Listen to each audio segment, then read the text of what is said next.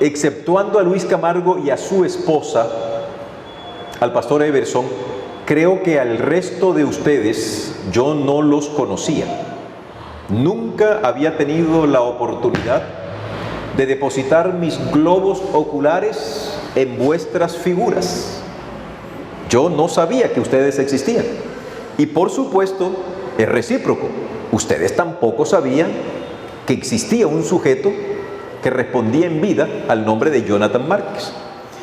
En este orden de ideas, esto me favorece para ilustrarles lo que significa teología, la autorrevelación de Dios. Lo que voy a hacer a continuación es simplemente un ejercicio pedagógico. Voy a utilizar algo de la lúdica, que se utiliza mucho en el proceso de enseñanza y aprendizaje, para que el estudiantado pueda tener un concepto más tranquilo, más sencillo de algo más elaborado. Mis niños, paréntesis, mis niños, yo les ofrezco disculpas porque esta noche íbamos a comenzar, pero como esto me mandó al hospital, entonces mañana en la noche, primero Dios, tenemos nuestro sermón para ustedes. ¿Vale? ¿Me perdonan? Gracias, Tania. Gracias.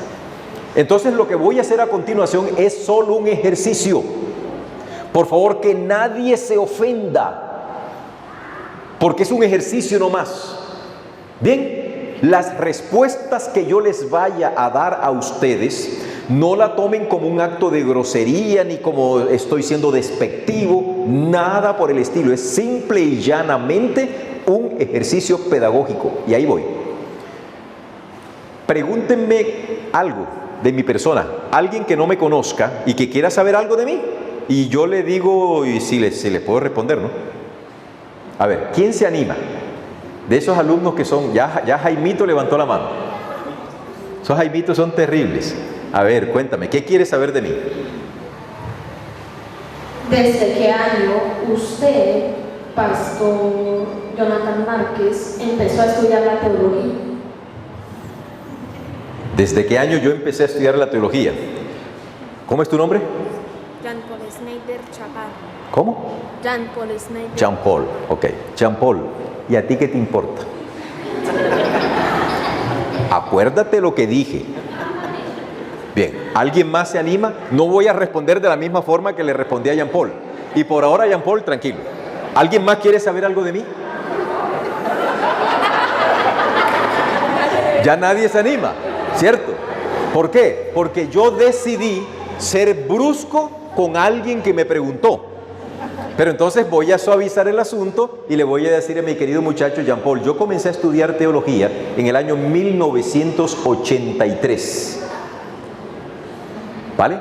Pero decidí ser pastor un poquito más pequeño que tú. Yo creo que tú tienes como 11 o 12 años. ¿12? Bueno, yo lo decidí cuando tenía cerca de 7 años. Yo quise ser pastor desde esa edad, porque veía a los pastores que llegaban a la casa de mi padre, que era la sede del distrito en esa época, y pasaron pastores veteranísimos que ya muchos han fallecido, y yo me quedaba extasiado viéndolos a ellos, y yo decía, yo quiero ser como ellos.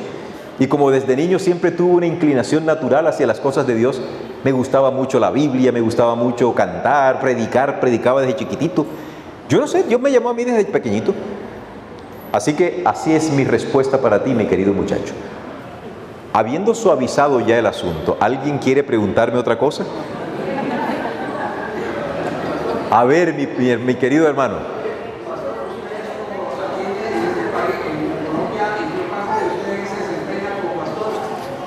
En estos momentos, si yo le respondiera esto, ¿usted se sentiría cómodo y esto lo ayudaría a su salvación personal? Acuérdese lo que le dije. Bien, ¿qué pasaría si yo no quisiera responder ese tipo de preguntas? Ustedes no me podrían conocer.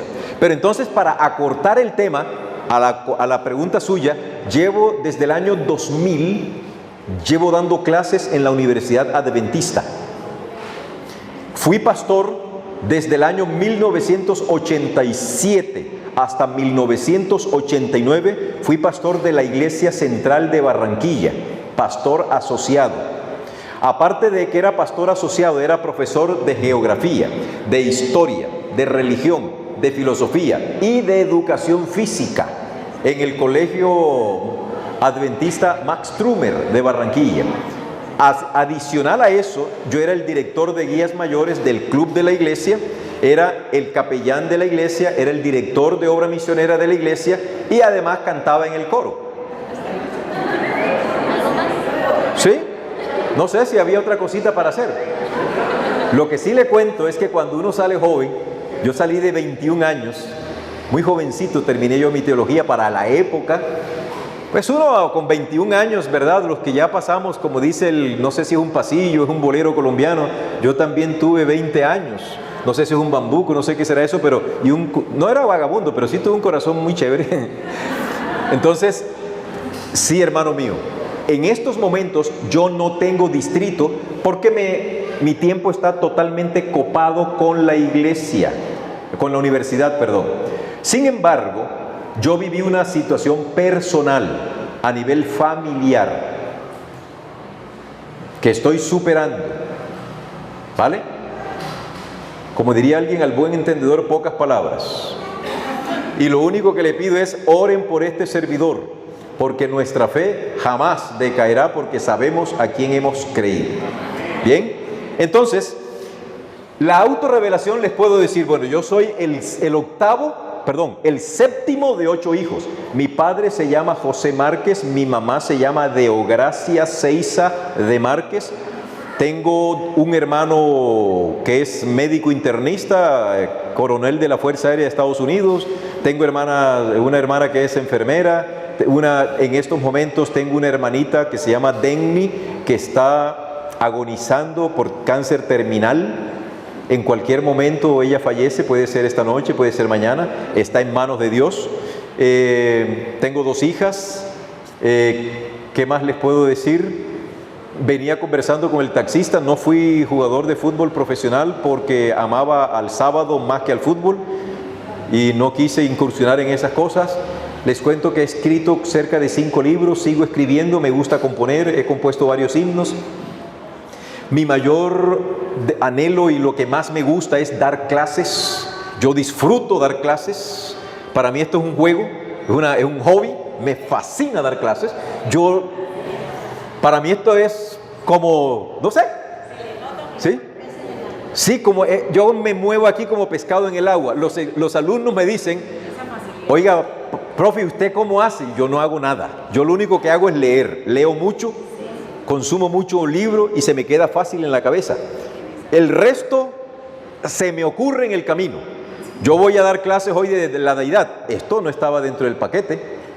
Eso se me ocurrió en el momentito, decirles esto que les estoy diciendo. Porque lo que tengo para decirles es que la teología es la autorrevelación de Dios. Y la autorrevelación es que yo quiera decirle a alguien lo que yo quiera decirle sin que el otro me lo pregunte. Eso es lo que Dios ha hecho con el asunto de la revelación contenida en el texto bíblico. En esa autorrevelación, Dios comienza diciéndonos a nosotros, yo soy amor, yo soy eterno, yo soy inmortal, yo soy omnipotente, soy omnipresente, Por eso usted va a encontrar que cuando Dios se le aparece a Moisés en esa teofanía, la palabra teofanía, para aquellos que están tomando nota, es la manifestación visible de la gloria de Dios, pero atenuada. Imagínense ustedes que tienen un bombillo de 20,000 lúmenes. Si estos bombillos fuesen demasiado potentes para nuestros ojos, habría que reducir la luminosidad para que nuestros ojos se sientan agradados, se sientan cómodos. Bueno, una teofanía es la manifestación visible de la gloria de Dios, pero esta gloria está atenuada, al punto que los ojos humanos la pueden contemplar. Eso fue lo que pasó con Moisés en la zarza, narración que encontramos en el libro de Éxodo del capítulo 3. ¿La recuerdan? Bueno, en ese encuentro que tiene Moisés con Dios, Moisés más adelante le dice, pero si los hijos de Israel me preguntan a mí, ¿quién te envió? ¿Qué le respondo? Y la respuesta de Dios fue, diles que te envió, yo soy el que soy.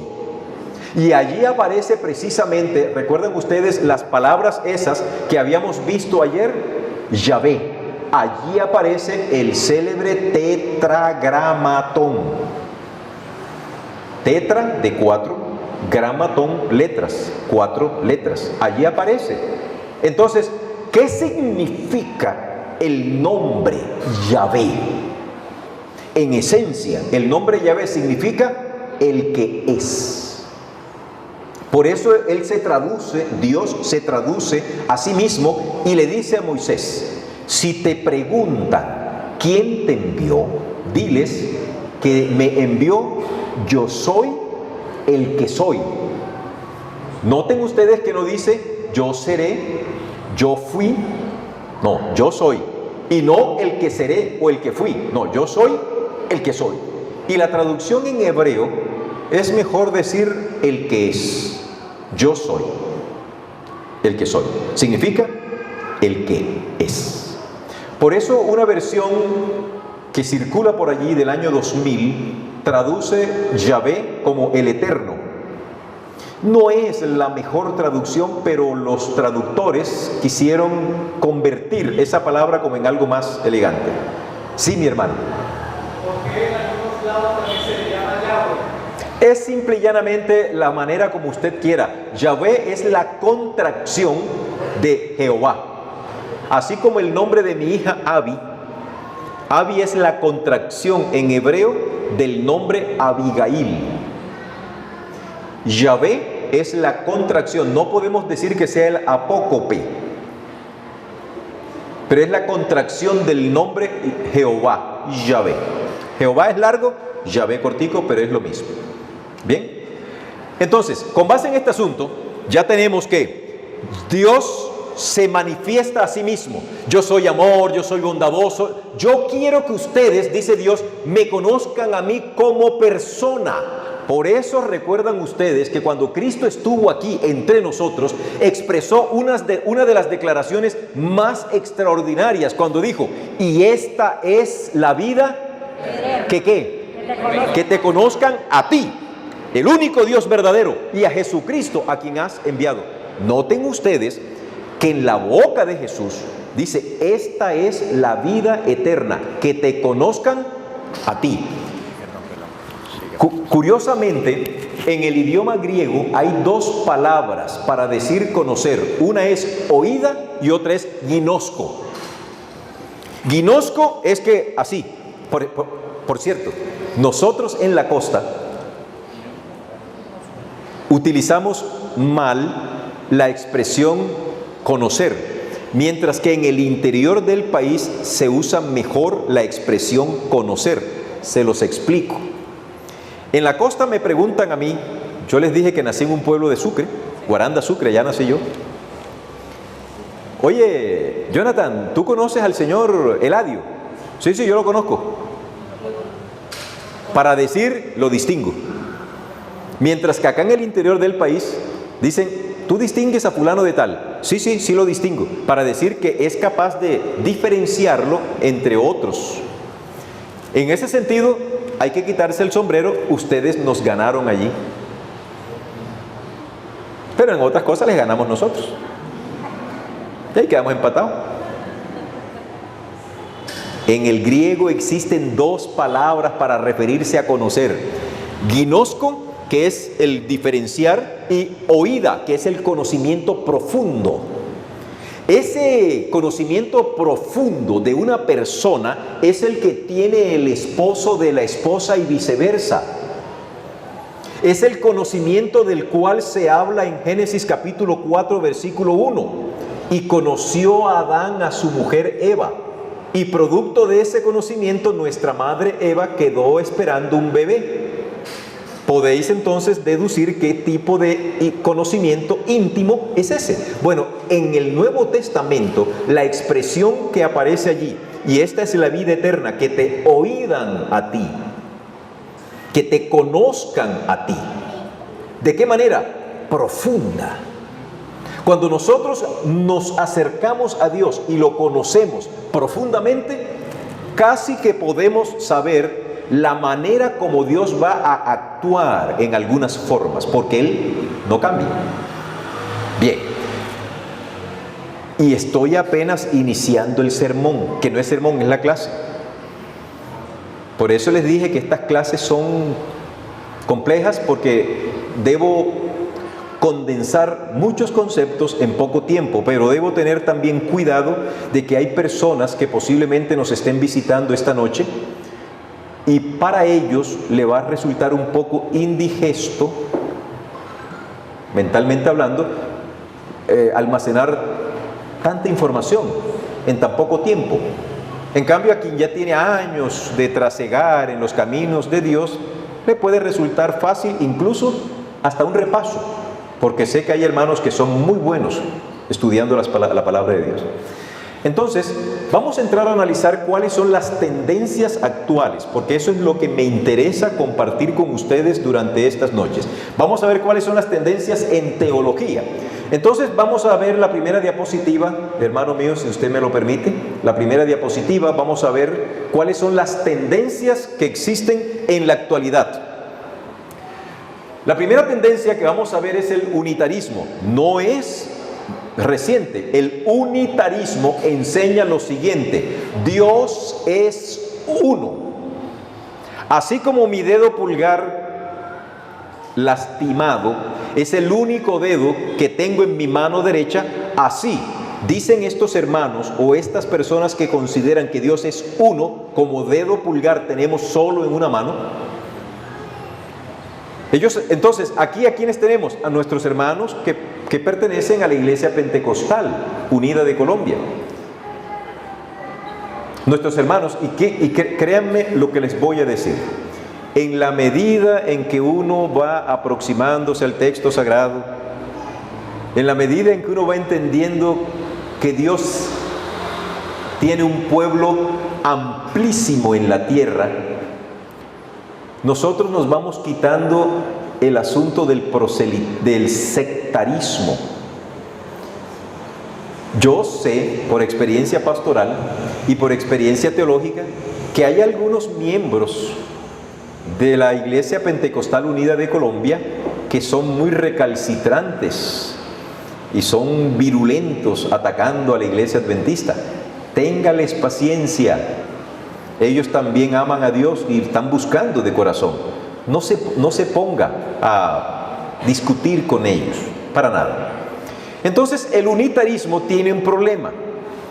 Hay un problema de fondo con el concepto de yo aceptar que Dios es uno como mi dedo pulgar. ¿Cuál es el problema? En el libro de Primera de Juan, el capítulo 4, versículos 8 y versículo 16, dice de la Biblia: Dios es amor.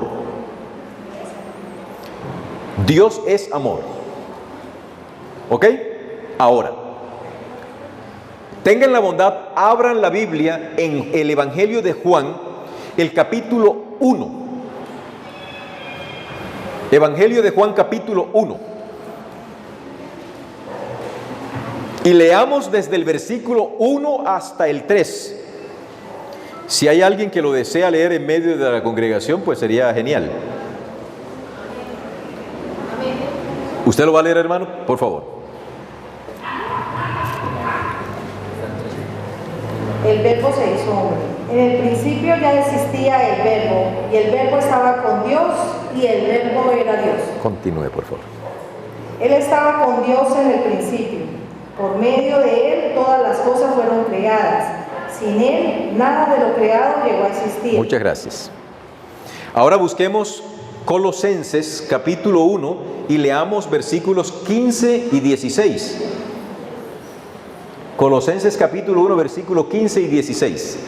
En el texto que acabamos de leer de Juan capítulo 1, versículo 1 al 2, 3, dice: en el principio era el verbo. Ese verbo se está refiriendo a Jesús. Y Jesús, en ese principio, es un principio lejanísimo. No tiene principio, no tiene una fecha de origen. se remonta a la eternidad pasada, pero se dice que sin Él nada de lo que existe podría haber existido. Ahora, ¿qué nos dice Colosenses 1? ¿Lo quiere leer usted, hermano Jaime? Cristo es la imagen del Dios invisible, el primogénito de toda la creación. Por Él fueron creadas todas las cosas, las que están en los cielos y las que están en la tierra, visibles e invisibles, sean tronos, dominios, principados o autoridades. Todo fue creado por medio de Él y para Él. Todo fue creado por medio de Él y para Él. ¿Qué significa esto? Que hubo un tiempo en que la deidad estuvo sola.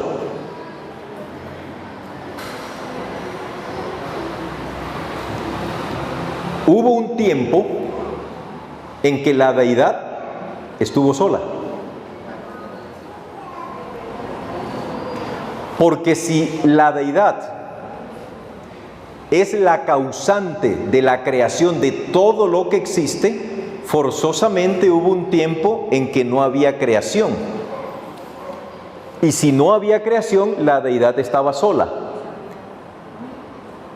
Por favor, procesen esto, analícenlo.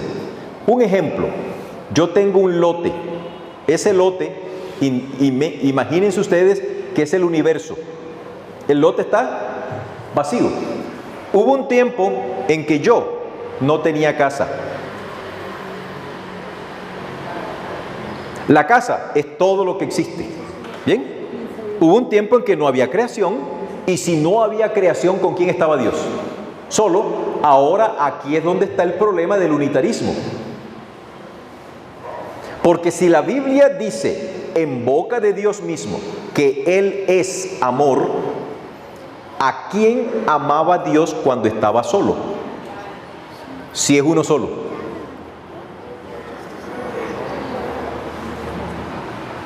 No sé si me hago entender. Yo estoy en una isla, solito. Yo soy amor. Pero ¿a quién amo yo si estoy solo? ¿O quién puede dar razón de que yo sí amo si no hay otra persona que atestigue y pueda decir, sí, Él ama? Y no estamos hablando nada de doctrina, estamos hablando de orígenes. Eso en la teología nosotros llamamos la protología, de la cual vamos a hablar más adelante. En estos momentos estamos diciendo que el problema del unitarismo es que están desconociendo que hubo un tiempo en que Dios existía solo, no había nadie más con Él. Y si Él es uno solo, como un dedo y pulgar existe en mi mano, la pregunta que se formularía es, y entonces, ¿a quién amaba Él? Para que Él diga, yo soy amor. Ah, es que yo soy amor después que creé. Y entonces, antes, ¿qué eras? ¿A quién amabas? No puedo amarme a mí mismo, porque si yo amo a mí mismo, ¿cómo se llama ese fenómeno? ¿Orgullo o egolatría? Y para decir yo soy amor, yo tengo que tener a alguien que atestigue o que haya sido objeto de mi amor. ¿Perdón? Entonces, si Él dice que es amor, es porque mínimo debía existir otra persona con Él a quien Él le extendiera su amor y esa otra persona le reciprocara el amor. Mínimo 2 personas deben existir para que pueda decir que hay amor, porque si yo estoy solo no amo a nadie. Y recuerden que la Biblia dice que nosotros no amamos a Dios, sino que Él nos amó primero, porque Él nos creó. Bueno, vamos con la siguiente problemática que tenemos. ¿Cuál es la tendencia que hay? El binatarismo. Este binatarismo simplemente dice que hay 2 personas no más: el Padre y el Hijo. Y que en la Biblia no se menciona de manera concreta a la persona del Espíritu Santo. Ahora, algunos dirían, bueno, pero ¿y esto en qué me ayuda a mí en mi salvación? En mucho. Vas a ver por qué. Si Dios son 2 personas no más, resulta que cuando Cristo vino y se encarnó aquí en la tierra, si son dos personas, el Padre se quedó en el cielo atendiendo los negocios del universo, atendiendo el sostenimiento de un universo que es vastísimo, inconmensurable. Y mientras Él estaba en el cielo, el Hijo estaba aquí en la tierra.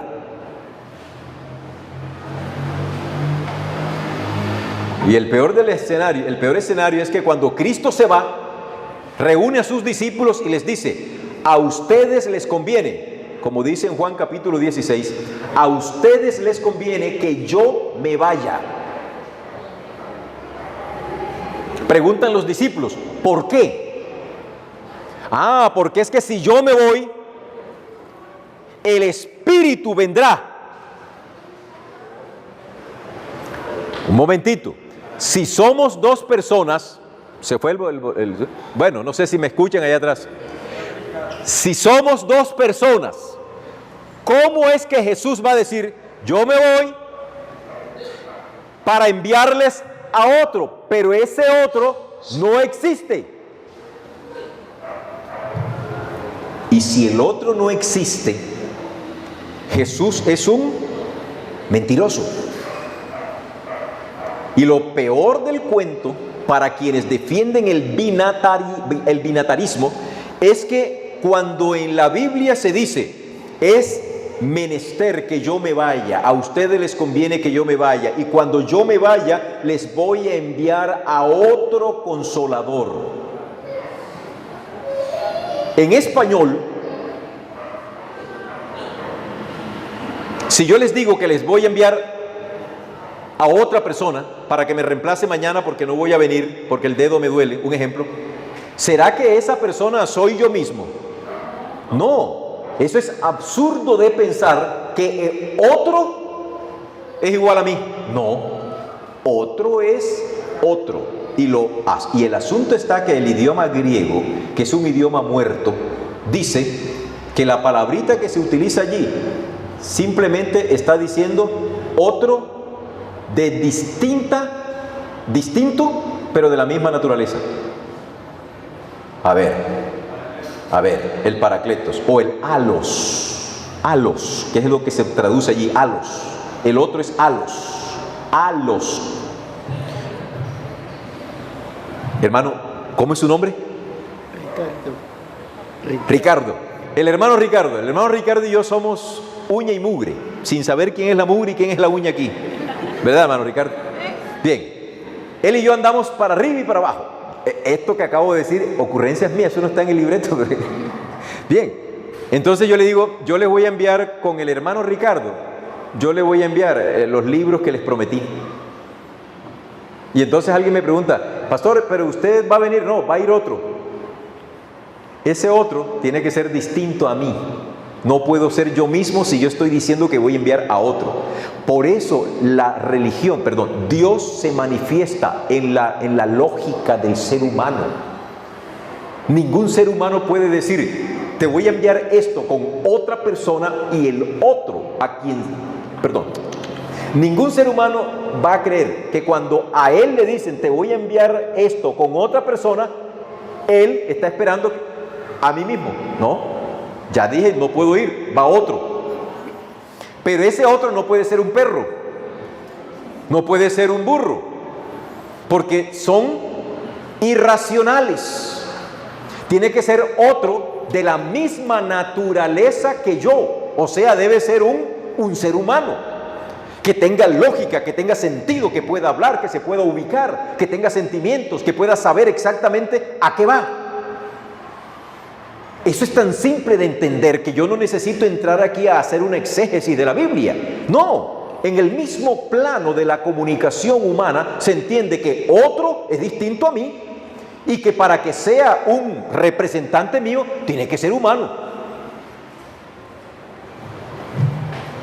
Bien, el binatarismo tiene esa problemática, que desconoce que Jesús mismo dijo: yo voy a enviarles a otro, voy al Padre, distinto a mí, pero de la misma naturaleza divina. Siguiente problemática que está creciendo: el neumatojesuismo. esta palabra creo que la he inventado. Si alguien la consigue por ahí en internet, en Google o en cualquier cuestión, pues bien, no existe, no la creé, pero creo que la acabo de inventar. El neumatojesuismo dice que Jesús y el Espíritu Santo son la misma persona y está tomando fuerza dentro de la iglesia. Hace un tiempo hubo que desfraternizar a casi toda una iglesia en la costa y otra iglesia por acá, por Antioquia, porque la líder que fue la causante de la desfraternización de esos hermanos que siguieron sus enseñanzas se trasladó a Antioquia, formó también su arroz con mango allí en Antioquia, confundió a muchas personas nobles, nuevas en la fe, y también hubo que desfraternizar a la iglesia. ¿En qué consiste esto? Que ellos leen unas declaraciones del apóstol Pablo donde dice que Jesús es el Espíritu. Y claro, como el texto dice Jesús es el Espíritu, entonces inmediatamente dicen Jesús y el Espíritu son lo mismo. Pero tienen un problema. Número uno, el primer problema que tenemos es que Ezequiel 8, vamos a leer Ezequiel 8, versículo 1 en adelante. Vamos a hacer la diferenciación entre Jesús y el Espíritu Santo.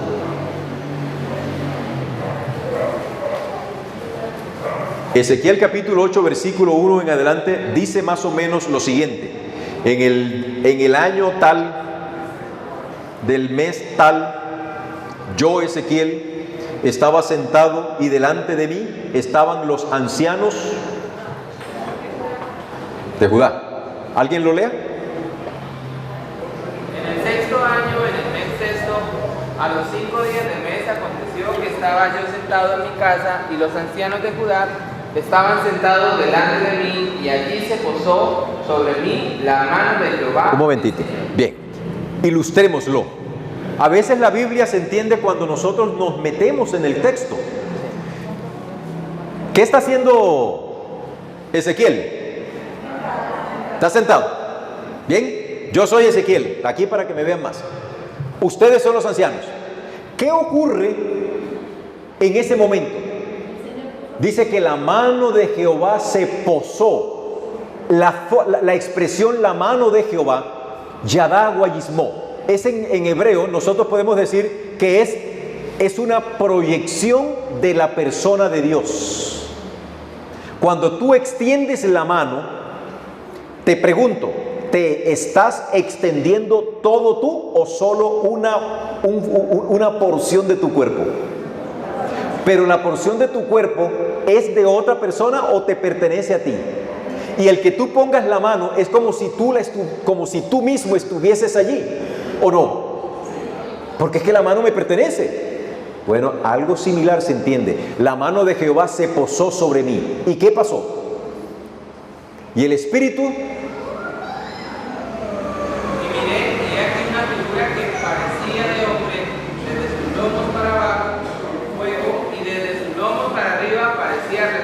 Muy bien. ¿Qué ve Ezequiel? Una figura que parecía de hombre. Desde los lomos, ¿cuáles son los lomos? No, los lomos son esto. Y los únicos que tenemos lomos somos los hombres. Las mujeres en la Biblia, ni en la actualidad, tienen lomos. ¿Por qué? Hey, pastor, ¿y esto es novedoso? Sí, precisamente porque los lomos para nosotros es esto aquí. Póngale los lomos, mijo. En la Biblia los lomos tienen una zona anatómica que me voy a poner una toalla aquí alrededor. Estos son los lomos. Y los lomos solo en la Biblia lo tienen los hombres. Por eso se dice en el libro de Hebreos que cuando Abraham le entregó los diezmos a Melquisedec, simbólicamente Leví lo estaba entregando también, porque Leví se encontraba en los lomos de su padre Abraham. Leví no había nacido.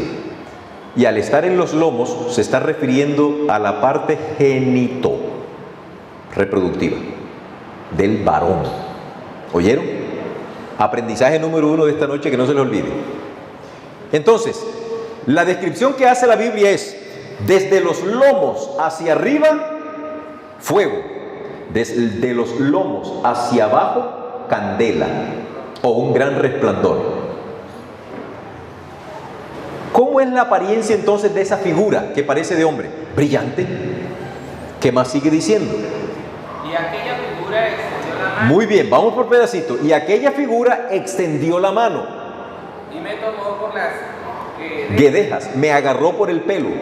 de mi cabeza. Ahora, noten ustedes que esta figura que el profeta está viendo tiene la capacidad de agarrar a alguien y de llevárselo.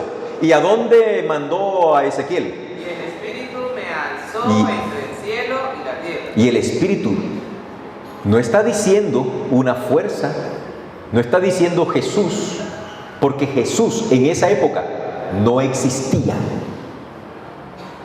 Pastor Márquez, ¿qué dijo? Se las suelto otra vez sin anestesia. En ese tiempo, cuando el profeta Ezequiel vivía, Jesús no existía. ¿Por qué no existía Jesús? Porque no se había encarnado. Y la segunda persona de la divinidad, que es Jesús, se presentaba en el Antiguo Testamento como el ángel de Jehová. Pero no podemos decir que el nombre Jesús aparezca en el Antiguo Testamento, porque no aparece. Claro,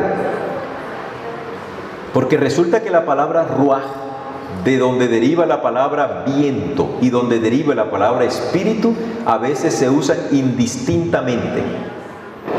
¿Qué ocurre? ¿Qué ocurre? Que cuando yo soy el traductor, yo tengo que analizar si la palabra ruaj se está refiriendo a un soplo o se está refiriendo al Espíritu Santo. Entonces, los traductores también a veces tienen su tendencia. Y ahí es espíritu. ¿Por qué? Porque sale una mano. Claro, hay que darle el contexto. Si dice que sale una mano, es imposible que un viento tenga mano. Tiene que ser un cuerpo que tenga mano. Y ese cuerpo es del que se viene hablando allí. Que lo agarró a Ezequiel, lo agarró por los cabellos y se lo llevó en visión a una ciudad, a Jerusalén. Ahora, con esto en mente, vamos a dirigirnos al capítulo 4 del libro de Mateo. No tienen que leerlo porque yo se los voy a expresar. Resulta que en el capítulo 4 aparecen las tentaciones de Jesús. Pregunto, ¿Satanás es de carne y hueso o es un espíritu? Es un espíritu. Pregunto, ¿el Espíritu Santo es de carne y hueso o es un espíritu? Es espíritu, o sea que ambos son de naturaleza espiritual. Vamos despacito. Jesús está en el desierto, tiene mucha hambre, se le aparece el tentador y le dice: si eres hijo de Dios, di que estas piedras se conviertan en pan. Ya sabemos la respuesta de Jesús. Escrito está: no solo de pan vivirá el hombre. Luego el diablo lo lleva a las almenas del templo. La pregunta aquí sería: ¿se lo llevó de verdad o de embuste? Se lo llevó de verdad. ¿Y cómo se lo llevó? Si es un espíritu que no tiene mano, que no tiene nada, sino que es un espíritu, es una energía, ¿cómo se lo llevó? Curioso. Y no contento con esto, porque cuando lo lleva al templo le dice: si eres hijo de Dios, di que tírate, porque escrito está. Jesús le responde: escrito está. Luego lo llevó a un monte muy alto. ¿Cómo se lo llevó? Cargado. Pastor Márquez, déjese de cuento. Bueno, con base en lo de Ezequiel, Con base en lo que hace Satanás con Jesús, ahora nos vamos al libro de Hechos de los Apóstoles, el capítulo 8, y vamos a leer desde el versículo 26 hasta que culmine el texto. Y se lo relato para que no tengáis que leerlo por ahora y en la noche y más tarde lo lean en su casa. Felipe, un discípulo bueno, un ángel le dice: vete por el camino que desciende de Jerusalén a Gaza. Cuando ustedes lean en la Biblia que algo sube a Jerusalén o que se baja a Jerusalén, entiéndanlo que Jerusalén está a 770 metros sobre el nivel del mar. Y si yo tengo que ir a Jerusalén, pues yo tengo que subir. Y si yo voy de Jerusalén a Gaza, piensen en la Gaza actual, en la franja de Gaza y en Israel. Eso es planicie. Y para ir de Jerusalén a Gaza hay que descender. El ángel le dijo: ve por el camino que desciende a Gaza. Felipe, oye, pregunto, ¿el ángel es de carne y hueso o es espiritual? Pero le habla. ¿Por qué no tenemos problemas en aceptar que un ser espiritual llamado Satanás hable? Que un ser espiritual llamado ángel hable. Y decimos que son personas distintas a Dios. Con eso no tenemos problemas. Aceptamos sin ninguna discusión. No, es que Satanás es un ser y como es espiritual, él habla, él tiene capacidad de raciocinio, tiene capacidad de todo, es un ser individual. Pero cuando hablamos del Espíritu Santo, no, un momentito, ya ahí sí no. Y un momentito, ya no hay coherencia en tu interpretación. Ahora nos vamos seguimos. Felipe coge su carro, no sé en qué se fue, si caminando, no sé, se fue y se encontró un carruaje último modelo, un Mercedes-Benz, un Rolls-Royce de la época. Lo manejaba el tesorero. Ustedes saben que los tesoreros de los países siempre roban. No, pues aquí tenemos que decirlo, pero roban. Y el tesorero andaba en semejante carro, pastor. Ni usted ni yo en esta vida ni en la venidera tendremos un carro de ese. Y el hombre estaba sentado. Era el tesorero de la reina Candace, reina de los etíopes. Y cuando Felipe se le acerca, oye que él está leyendo en voz alta un pasaje de Isaías. Y entonces Felipe le dice: ¿entiendes lo que lees? Y el eunuco le dice: pero ¿cómo lo voy a entender si nadie me lo explica? Súbete al carro. Felipe se montó en el carro y le dio un estudio bíblico de la fe de Jesús, mejor que de la fe de Jesús, desde Génesis hasta donde llegaba la Biblia en su época. Le dio un tremendo estudio. Y cuando iban pasando por un oasis, el tesorero le dice: ¿qué impide? Aquí hay agua, sí, correcto, aquí hay agua. ¿Qué impide que yo sea bautizado? Felipe le dijo: si crees, creo. Y se bajaron y Felipe bautizó. La palabra bautizar en griego no cambiará jamás de los jamases. Bautizar siempre significará aquí en la China y en Capernaum sumergir, descender, hundirse. Por eso el bautismo que pueden realizar, en este caso, cuando se bautiza a un infante que le hacen aspersioncita en la cabeza, no es un bautismo completo porque la persona no ha sido sumergido.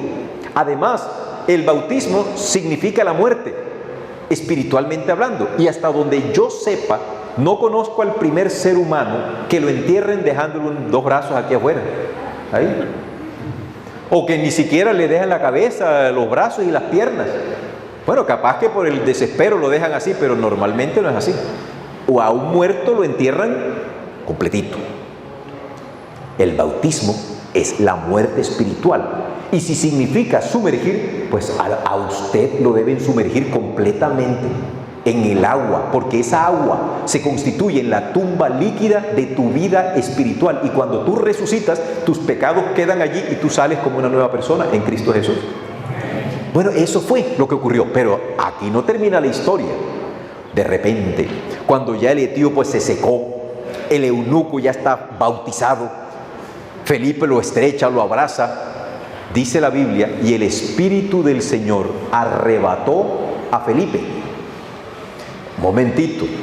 Ya encontramos que allá en Ezequiel un espíritu arrebató a Ezequiel.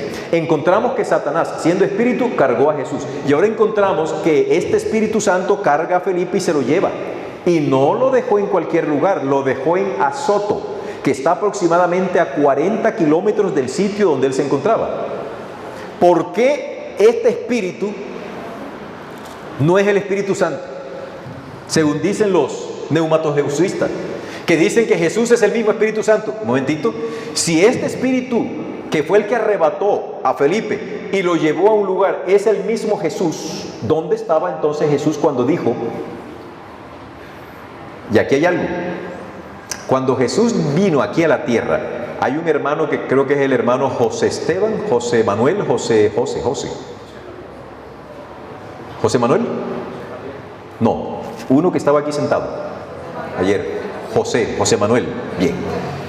Él me preguntó, Jesús perdió, no sé si fue él o fue otro, Jesús perdió la omnipresencia cuando se encarnó.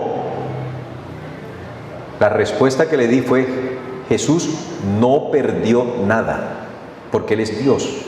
Lo que Jesús hizo fue no hacer uso de su omnipresencia. Él decide no hacer uso de ese atributo. Y el que no haga uso de ese atributo no lo elimina de ser Dios. Así como nosotros tenemos unos esenciales para ser humanos. Si yo decido, un ejemplo, no hablar, que es una característica del ser humano después que aprende a hablar, por supuesto. Si yo decido no hablar nunca más el resto de mi sagrada existencia, ¿dejo de ser un ser humano? Pero resulta que si Jesús decide no usar nunca más su omnipresencia, algunos creen que ya Él dejó de ser Dios por eso. No. Entonces, si Jesús conserva la humanidad y la conservará por toda la eternidad, esto que hizo el Espíritu Santo no lo podía haber hecho Él, porque Él tiene carne. Y eso que se llevó a Felipe no tenía carne, era un espíritu, el Espíritu Santo, que tiene cuerpo como nosotros, pero uno no logra imaginarse el Espíritu Santo con cuerpo. ¿Por qué? Porque es que yo he aprendido que el Espíritu es algo que no se ve. ¡Ah, qué bien! ¿Tú has visto al diablo alguna vez? ¿Lo has visto en vivo y en directo? ¿Has visto a un ángel en su naturaleza angelical? ¿Lo has visto? No. ¿Tiene cuerpo? Ellos sí, pero el Espíritu Santo no. No seas incoherente, porque los dos son de la misma naturaleza. Siguiente tendencia. Recuerden, capaz que aquí le deje un problema mayúsculo ahora al pastor Everson. Porque algunos saldrán diciendo, el pastor Márquez dijo esto cuando yo no he dicho. Creo que queda grabado, ¿verdad, pastor Everson? Les dije y se los advertí. Este es un tema muy amplio. Intento condensar conceptos muy complejos en la teología, pero al mismo tiempo sencillos de comprender, que he tratado de exponérselos de manera sencilla colocando ilustraciones. Siguiente problemática que tenemos, o tendencia, es la que viene a continuación. Dele todo, hermano mío. El aspecto relacional. Hay un problemita que se nos está metiendo en la iglesia, y es aquellos que vienen de otras congregaciones en donde se utiliza el nombre de Dios de manera diminutiva. Papito Dios, papá Dios. Lo he oído en muchos lugares. Aunque usted no lo crea, he estado en tantos países del mundo, pero uno no viene a traer a colación eso, sino que en la iglesia donde uno va, uno escucha, caramba, pero aquí también se dice papito. La cosa está tomando cuerpo. ¿Han oído aquí en esta iglesia a alguien que diga, papito Dios? Bien. Menos mal, una vez más le digo, que mi amigo, mi muchacho querido, el pastor Everson, a mí no me ha comentado absolutamente nada, de aquí, de esta iglesia, ni de nada. Así que me voy. Nada de nada. Así que me siento con libertad. Esto que estoy diciendo, ¿se dan cuenta por qué es necesario explicar estas tendencias? Porque están circulando en la iglesia. Papito Dios, papito. Con ello, yo sé que hay buena intención de parte de quien usa esta expresión. Hay buena intención, pero no se vive de buenas intenciones. Y en nuestra relación con Dios debemos ser serios. Por eso usted ve allí esto de la relación, el concepto de la divinidad. Nosotros tenemos el concepto de la inmanencia. La inmanencia de Dios significa que Dios está cerca de nosotros. La inmanencia significa que Dios está cerca de nosotros. Pero al tiempo que Dios es inmanente, que Él quiere estar cerca de nosotros, hay un aspecto de su naturaleza, y es que Él es trascendente. Es decir, que Él también está lejano. Y no solamente lejano, sino que es very, very big, muy grande. Dios es poderoso.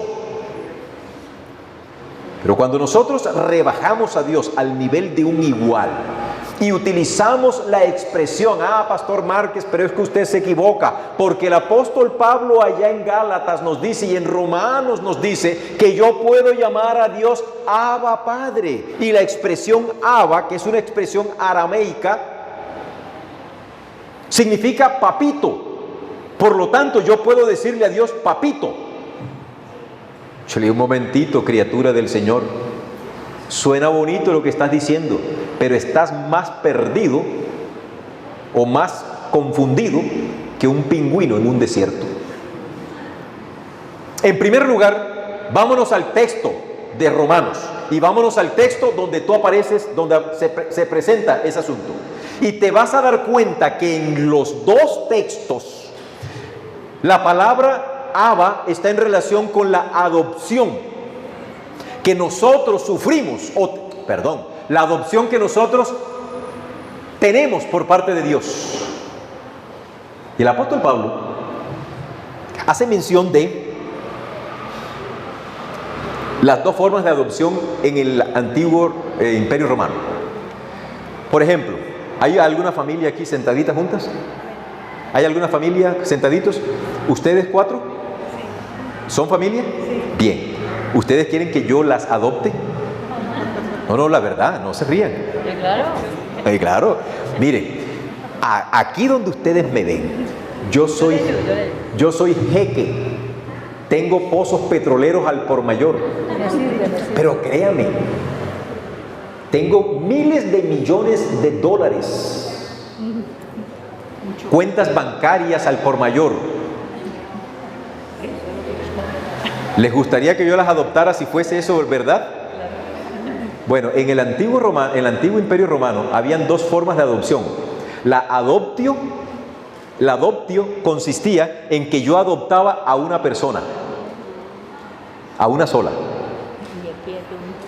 Y la adrogatio, que consistía en que yo adoptaba a toda la familia. Entonces, yo le entregaba mi apellido a esa sola persona en la adoptio. Pero en la adrogatio yo le entregaba mi apellido a toda la familia. Por eso, si usted es de apellido Rojas, lo siento en el alma, pero perdieron el apellido, ahora son Márquez. Pero claro, ¿quién no se va a sentir? No, adópteme, mijo. Márquez, no hay problema. Márquez es el dueño del universo. Márquez es el todopoderoso. Márquez es mi creador. Mi Dios es mi Dios. Mi Dios es el dueño. Adóptame, Señor. Allí es donde Pablo está llevando al pueblo y les dice, cuando nosotros somos adoptados, aunque no somos hijos de Dios, nos podemos acercar a Él con la confianza que tiene un niño al acercarse a su padre.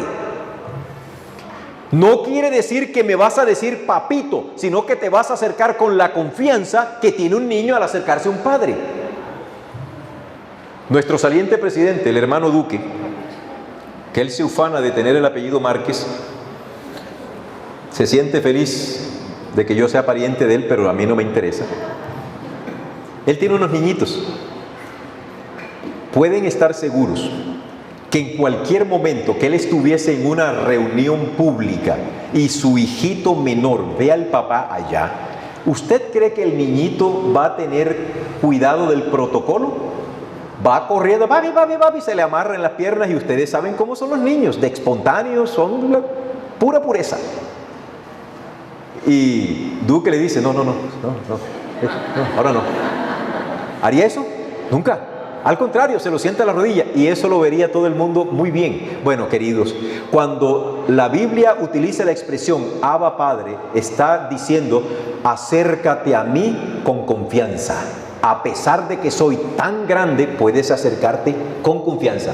Pero en ninguna parte de la Biblia se dice de que yo deba decirle a Dios, papito, porque estoy por debajeándolo de ese gran poder que Él tiene. Yo comprendo que detrás de esto existe el deseo de ilustrar, de que me puedo acercar a Dios. Bueno, ya sabes, tú puedes acercarte confiadamente. Eso es lo que dice el apóstol Pablo, acercándonos confiadamente al trono de la gracia. Yo me puedo acercar sin ningún problema, no puedo temer, porque hay alguien que ya se acercó por mí, que es nuestro Señor Jesucristo. Pero no cometamos el error de tratar a Dios como si fuese una cosita chiquitita. Papito Dios. Si tú lo has hecho por ignorancia, yo te sugiero, medítalo. No tienes tampoco que hacerlo así, pero medítalo. Otro detalle, cuando hay una oración pública, el orante, no pueden confundir orante con orador. El orante es quien ora. El orador es quien habla, quien tiene un discurso. Entonces, si tú eres el orante, en primer lugar, las oraciones públicas deben ser cortas, precisas. No se debe utilizar lenguaje diplomático hasta donde sea posible. Sea preciso.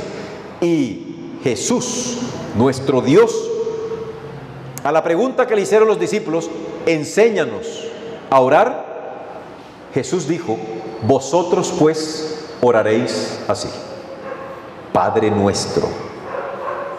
Allí no dice Abba. En cambio, Jesús sí se podía dirigir al Padre como Abba, porque Él sí es hijo. Nosotros somos adoptados.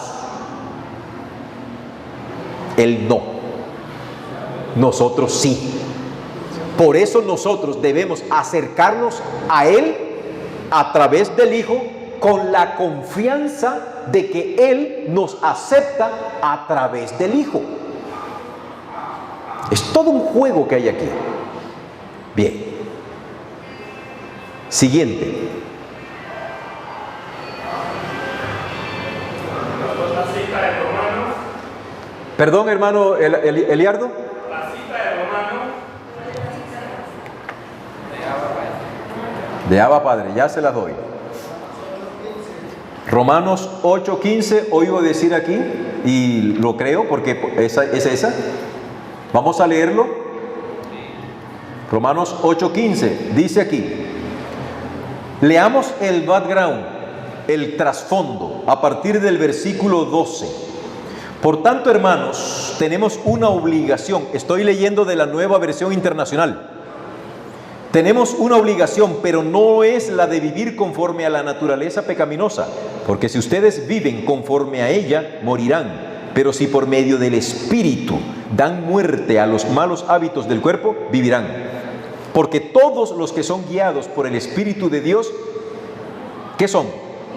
Son hijos de Dios. Y ustedes no recibieron un espíritu que de nuevo los esclavice al miedo, sino el Espíritu que los adopta como hijos y les permite clamar, Abba, Padre. El Espíritu mismo le asegura a nuestro espíritu que somos hijos de Dios. Y si somos hijos, somos herederos, herederos de Dios y coherederos con Cristo, pues si ahora sufrimos con Él, también tendremos parte con Él en su gloria. Entonces, esta palabra Abba, que es la palabra en arameo para padre, transcrita al griego y luego al español, esta Abba es lo que ha generado confusión. que ellos creen que se está refiriendo a que así es como tú debes llamar al Padre. Nos permite clamar con la confianza que tiene un hijo hacia su Padre. Acercarnos con confianza. El siguiente pasaje de esto es Gálatas 5:18. Perdón, Gálatas 4, 5 y 6. Es el otro pasaje donde aparece Abba Padre. Gálatas 4, 5 y 6. Seguimos, porque el tiempo va avanzando y ya quiero que se vaya. No porque ustedes están cansados. Yo aquí les aguanto, les garantizo. Porque aquí hacemos actividades y vamos ahí entre chance y chanza, se van hasta las 9 y 10 de la noche. Vamos a ver, ¿cuántas naturalezas existen en el universo? ¿Cuántas? 3 naturalezas, no hay más. ¿Y usted cómo lo sabe? Yo le digo a mis alumnos, miren, cuando el pastor o doctor Márquez le diga, esto es así, póngale la firma. Pero si usted dice algo, hay que desconfiar. Los muchachos se ríen. No, aquí son 3 naturalezas. Veamos, la naturaleza angelical. ¿Cuántos seres en el universo tienen la naturaleza angelical? ¿Cuántos seres en todo el universo tienen la naturaleza angelical? Según Daniel 7, 9 al 10, millares de millares, millones de millones hay que tienen la misma naturaleza. ¿Me van copiando? Los que estamos aquí somos ángeles. Naturaleza angelical. Todos tenemos la naturaleza angelical. ¿Cuántos hay aquí? No sé, un montón. Pero resulta que el universo está lleno de miles de millones de ángeles y tienen la misma naturaleza. Bien, segunda pregunta. ¿Cuántos seres conforman o tienen la naturaleza humana aquí en la tierra? Dicen que cerca de 8,000 millones. 8,000 millones de seres tienen la misma naturaleza. Una sola. ¿O cuántas naturalezas humanas hay en la tierra? Una. Cuando he formulado esta pregunta, algunos se equivocan porque creen que estoy preguntando de cuántos sexos. No, hay 2. Por más que quieran inventar el cuento, solo hay 2, macho y hembra. Eso no hay pierde. Que usted se sienta, aquellos que se sientan mujer, no deja de ser hombre. Y el que se sienta hombre, no deja de ser mujer. Por más que hagan lo que quieran hacer, aquí solamente hay macho y hembra, punto. Bueno, ¿cuántos seres humanos conforman esa naturaleza? 8,000. ¿Hay problemas en decir que existe por 8,000 millones de personas? ¿Hay problemas? ¿No lo entendemos? Perfectamente lo entendemos. ¿Hay problema en admitir que miles de millones de ángeles conforman una sola naturaleza angelical? No hay problema, lo entendemos. Pero cuando vamos con Dios, allí queremos ver el problema. ¿Cuántos seres en todo el universo poseen naturaleza divina? 3. Yo no tengo problemas en aceptar que 8,000 millones de seres tengan una sola naturaleza, la humana. Pero ya empiezo a pensar, ¿pero por qué 3, 1? ¿Cuál es el problema? Si 8,000 es una naturaleza, ¿por qué 3 seres no pueden tener la misma naturaleza? Que eso es lo que la Biblia enseña en cuanto a la deidad. ¿Cuántos seres en el universo tienen la misma naturaleza divina? 3. ¿Y en qué nos parecemos los seres humanos aquí en la tierra? Así sea usted chino, así sea árabe, así sea japonés, así sea santanderiano, que es una raza especial también. ¿En qué se parecen ustedes con los chinos? ¿En qué piensan? ¿En qué hablan? ¿En qué comen? ¿En qué tienen pelo? ¿Qué tienen ojos? ¿Qué caminan? ¿Qué vociferan? ¿Qué hacen? ¿Qué viajan? En eso nos parecemos, estudiamos, trabajamos, en eso nos identificamos. Y si estamos casados y si tenemos hijos, ¿en qué nos parecemos con los chinos si tenemos hijos chiquititos? En que queremos sacarlos adelante.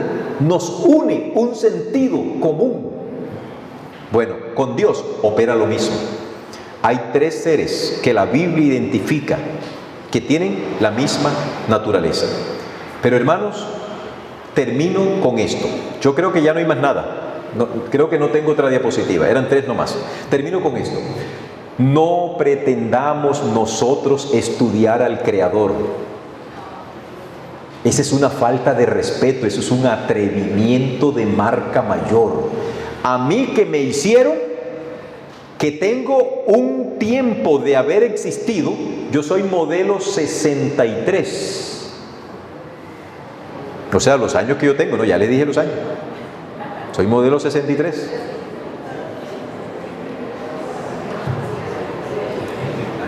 Pero Dios fue quien me creó a mí. ¿Cómo puedo yo estudiar a quien es eterno y nunca ha tenido origen? ¿Cómo se me ocurre a mí cuestionarlo a Él? Pero tenemos la osadía de decirle a Dios en su cara: yo a ti no te creo que seas 3, tú tienes que ser uno solo. Si no eres uno solo, yo no te acepto. Soy yo el que le estoy colocando las trabas a Dios. No, yo te acepto 2 personas, no más. Si te pasas de 2, ya no te acepto. No, yo te acepto 3, no más. Y hasta ahí nos quedamos, porque es que la Biblia no da más chance. Solo 3. Queridos, cuando entremos a estudiar de Dios, quitémonos los calzados de nuestros pies, porque estamos pisando un terreno santo. Mira, usted mismo no se conoce. El ser humano no se alcanza a conocer a sí mismo. Los que están casados, que tienen X cantidad de años, mi padre y mi madre,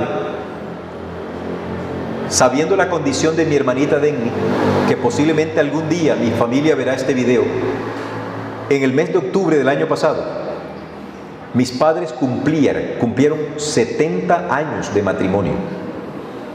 Eso es mucho aguante. 70 años. Pero realmente matamos 2 pájaros con una piedra. Por eso a la familia Rojas, que no quisieron que los adoptáramos los Márquez, pues quedaron así. Ya no los adopto.